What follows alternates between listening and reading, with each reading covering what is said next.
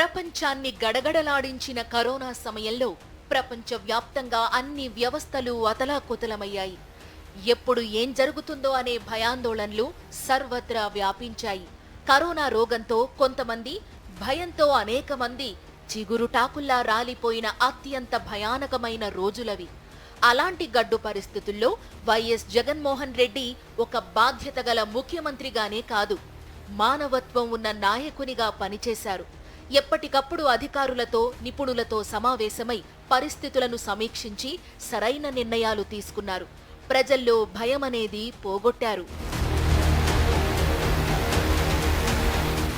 ఇంట్లో నుంచి జనం బయటకు రావాలంటేనే దడుసుకుంటున్న పరిస్థితుల్లో గ్రామ, వార్డు సచివాలయాలు, వాలంటీర్ల ద్వారా ఆయన చేయించిన సేవలను జనం ఎప్పటికీ మర్చిపోరు.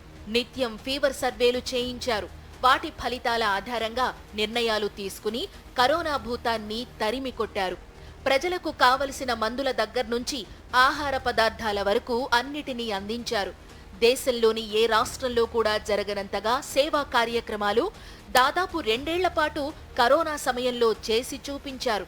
ఒక ప్రభుత్వ పెద్దగా తన కిందనున్న అధికారులకు ఆదేశాలు ఇచ్చి వదిలేయవచ్చు, కానీ మానవత్వం ఉన్న మనిషిగా స్పందించారు. మన ఇంట్లో వారే కష్టాల్లో ఉంటే మనం ఎలా స్పందిస్తామో అలా ఆయన పాలన సాగించారు. ఉచితంగానే కరోనా టెస్టులు చేయించడం దగ్గర్నుంచి ప్రజలకు కావలసిన మందులను కూడా నేరుగా వారి ఇంటికి పంపించారు. పక్క రాష్ట్రాల్లో లక్షల రూపాయల ఖర్చైన కరోనా చికిత్సలను ఆరోగ్యశ్రీలో చేర్పించి ఉచితంగానే చేయించారు. ఇది అప్పట్లో ఒక సంచలనాత్మకమైన నిర్ణయం. క్వారంటైన్ సెంటర్లలో వైద్యం చేయించుకుని ఇంటికి వెళ్లే సమయంలో 1000 రూపాయల చొప్పున అందించడంతో పాటు ప్రతి ఇంటికి నెలకు 2 సార్లు రేషన్ను కూడా ఉచితంగా ఇప్పించారు. ఆంధ్రప్రదేశ్లో జగన్ చేయిస్తున్న ఈ సేవా కార్యక్రమాలను చూసి ఇతర రాష్ట్రాల్లో ఉద్యోగం, వ్యాపారాల కోసం వెళ్లిన వారు సైతం తిరిగి ఆంధ్రప్రదేశ్కే వచ్చారంటే పరిస్థితి ఎలా ఉండేదో అర్థం చేసుకోవచ్చు. కరోనా సమయంలో జగన్ పాలనలో ఉన్నాం కాబట్టే మేము బతికి బట్టకట్టామనే మాట చాలా మంది నోట విన్నాం.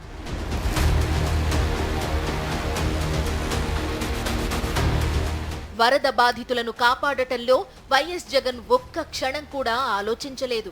పరిస్థితులపై అధికారులతో సమీక్ష నిర్వహించడం దగ్గర్నుంచి బాధితులను సురక్షిత ప్రాంతాలకు తరలించటం, వారికి కావలసిన అన్ని రకాల సౌకర్యాలు కల్పించటం వరకు అన్నీ దగ్గరుండి చూసుకున్నారు.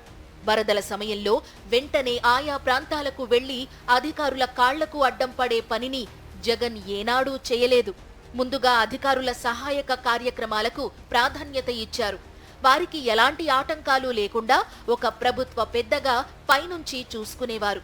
అంతేకాదు, వరద పూర్తిగా తగ్గుముఖం పట్టి బాధితులు తిరిగి ఇంటికి వెళ్లే సమయంలో వారికి 2000 రూపాయల చొప్పున ఇప్పించారు. వరద సహాయ చర్యలకు ఇబ్బంది ఉండదని తెలుసుకున్న తరువాతనే ఆయా ప్రాంతాల్లో పర్యటించారు. బాధితులతో కలిసి మాట్లాడేటప్పుడు తమకు ఏమీ ఇవ్వలేదన్న మాట వారి నుంచి రాకూడదని ముందుగానే అధికారులకు గట్టిగా చెప్పారు. అక్కడక్కడ ఆకస్మిక తనిఖీలు చేసి బాధితులతో మాట్లాడేవారు. ప్రభుత్వం ప్రకటించిన సాయమంతా అందిందా అని నేరుగా బాధితులనే అడిగేవారు. అంతేకాదు, మీ కలెక్టర్కు ఎన్ని మార్కులు ఇవ్వవచ్చో మీరే చెప్పండని కూడా ప్రశ్నించేవారు. ప్రకృతి విపత్తుల సమయంలో జనంలోకి వెళ్లి, అందున వరద బాధితుల దగ్గరకు వెళ్లి ప్రభుత్వ సాయం పూర్తిగా అందిందా అని పాలకులు అడగడం ఒక విధంగా సాహసమే అవుతుంది. అయినా సరే, ఆ విషయం తెలిసినా సరే వైఎస్ జగన్ వెనకడుగు వేయలేదు. తన ప్రభుత్వం చేసిన సహాయ కార్యక్రమాల మీద, తన అధికారుల మీద ఆయనకున్న నమ్మకం అలాంటిది.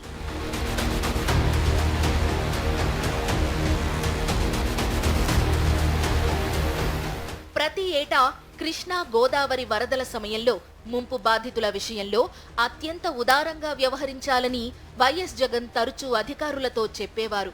మన సొంత మనుషులు ఆ బాధితుల్లో ఉంటే మనం ఎలా వ్యవహరిస్తామో అలా ఆలోచించండి అంటూ అధికారుల్లో స్ఫూర్తిని నింపి వారిలోని మానవత్వాన్ని బయటకు తీసేవారు. ఇదంతా కేవలం మనుషుల్ని ప్రేమిస్తేనే చేయగలం. ఆ ప్రేమ జగన్లో పుష్కలం. ఆయన ఓదార్పు పాదయాత్ర సమయాల్లోనే అన్ని వర్గాల ప్రజల కష్టాలు, కన్నీళ్లను దగ్గరగా చూశారు. అందుకే పాలకునిగా ఎప్పటికప్పుడు సరైన నిర్ణయాలతో ప్రజల మనసులో జననేతగా పేరు సంపాదించుకున్నారు. బుడమేరు వరదలు అనగానే బెజవాడ ప్రజలకు కంటి మీద కునుకు ఉండదు. కృష్ణలంక వాసుల కష్టాలైతే పగవాడికి కూడా వద్దనేలాగా ఉండేవి. కృష్ణానది పొంగితే అక్కడి వేలాది కుటుంబాల పరిస్థితి మరీ భయంకరం. గతంలో ఆ ప్రాంతవాసులు ఎన్నిసార్లు మొరపెట్టుకున్నా చంద్రబాబు పట్టించుకోలేదు. కానీ వైఎస్ జగన్ సీఎం అయ్యాక వారధి మీదుగా వెళుతుండగా కృష్ణలంక వాసుల కష్టాలు కనిపించాయి. ఇక అంతే, ఆయన వెంటనే అధికారులను పిలిపించి నది ఒడ్డున రిటైనింగ్ వాల్ నిర్మాణం చేపట్టాలని ఆదేశించారు. రిటైనింగ్ వాల్ నిర్మించి మమ్మల్ని కాపాడండంటూ ఏ ఒక్కరూ ఆయన్ను నేరుగా అడగకపోయినా రిటైనింగ్ వాల్ నిర్మాణానికి శ్రీకారం చుట్టారు. కళ్లారా వారి కష్టాలు చూశారు కాబట్టే ఆయన ఆ పని మొదలు పెట్టారు. మొత్తం 474 కోట్లు వ్యయం చేసి 2.5 కిలోమీటర్ల పొడవున వాల్ నిర్మాణం చేపట్టారు. దీంతో సుమారు 80,000 మందిని మొన్నటి వరదల నుంచి కాపాడటానికి వీలయింది. ఒక ఏరు వచ్చిందంటే 2-3 నెలలు వస్తానే ఉండేది. జనమంతా వచ్చి రోడ్ల మీద ఉంటే మాకు కూడా కరెంట్ ఉండేది కాదు. మేము కూడా చాలా యాతన పడేవాళ్ళం. నీళ్ళకి కరెంట్ లేక, కదిలి రావాలంటే బయటికి రాలేక చాలా నరకయాతన పడ్డాము. ఈ గోడ కట్టిన కాంచి ఆ నీళ్ళ బాధ లేదు. పంపులేశారు. 12 లక్షల క్యూసెక్కుల వరద నీరు వచ్చినా ఏ ఇబ్బంది లేకుండా కృష్ణలంక ప్రాంత ప్రజలు ఇప్పుడు హ్యాపీగా ఉండగలుగుతున్నారు. ఇదంతా కేవలం మనసున్న నాయకుడు వైఎస్ జగన్ వలనే సాధ్యమైంది.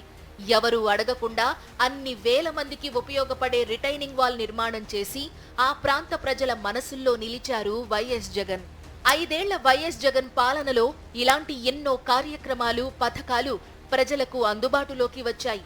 పదుల సంఖ్యలో ప్రజాదరణ పథకాలు నిత్యం అమలయ్యేవి.